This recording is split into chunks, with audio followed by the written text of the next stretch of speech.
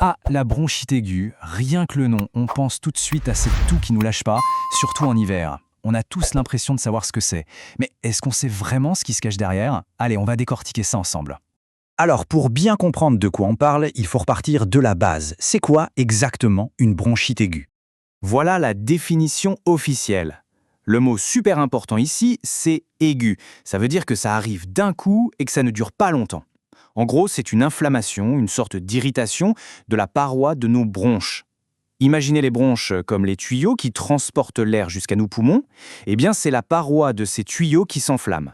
Et cette inflammation, d'où est-ce qu'elle vient? Bon, le plus souvent, c'est infectieux. On pense tout de suite aux virus, aux bactéries, et on a raison. Mais attention, ce n'est pas la seule possibilité. Ça peut aussi être toxique, par exemple si on respire des produits irritants, ou même allergiques, une réaction à quelque chose dans l'air tout simplement. Ok, maintenant qu'on sait ce que c'est, voyons comment ça se manifeste. Parce qu'une bronchite aiguë, ça suit une sorte de scénario bien précis, presque comme une pièce de théâtre en plusieurs actes. Au début, on a cette toux sèche, qui gratte, qui irrite. Souvent, il y a de la fièvre qui monte 38-39 degrés, des maux de tête, des courbatures, un peu comme une grippe en fait.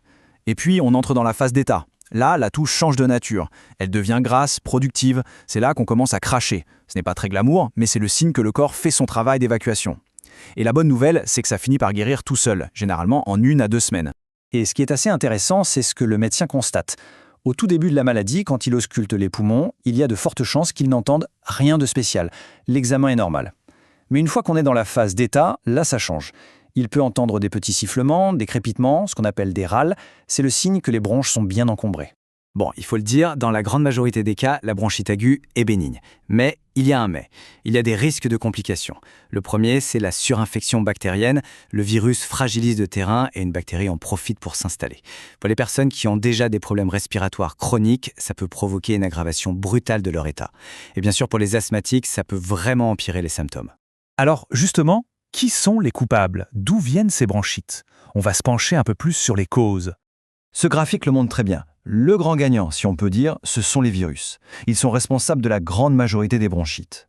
Mais on voit bien qu'il y a d'autres suspects, les bactéries, et puis, plus rarement, les champignons, les allergies ou les toxines.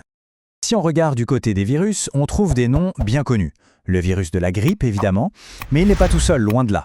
On a aussi les adénovirus, l'herpesvirus, les écovirus, et un qui est très important, surtout chez les plus petits, c'est le fameux VRS, le virus respiratoire syncytial.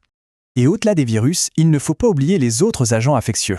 Côté bactéries, les deux stars, ce sont le pneumocoque et l'hémophilus. Et même si c'est plus rare, des champignons comme le candida ou l'aspergillus peuvent aussi être en cause, souvent chez des personnes dont le système immunitaire est affaibli.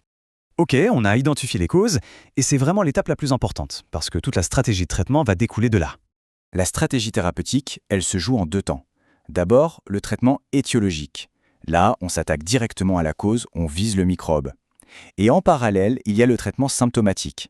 Le but, c'est de soulager les symptômes, la fièvre, la toux, la douleur, pour que la personne se sente mieux et que le corps puisse guérir plus facilement.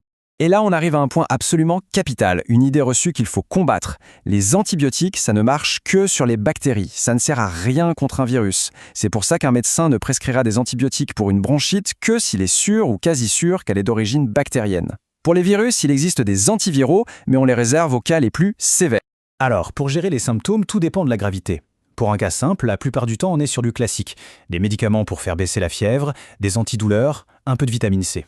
Si la toux est sèche et épuisante, on peut donner un antitussif. Par contre, si ça se complique, si le cas est sévère, on passe à l'artillerie lourde, de la corticothérapie pour calmer l'inflammation, de l'oxygène et, dans les cas extrêmes, une ventilation assistée. Bon, traiter c'est bien, mais éviter de tomber malade, c'est encore mieux, non?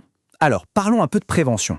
La base de la base pour la prévention, c'est de protéger ses voies respiratoires. Logique. Ça veut dire quoi? Eh bien, éviter au maximum ce qui les irrite. La fumée de tabac, qu'elle soit active ou passive, les polluants dans l'air et les atmosphères très poussiéreuses.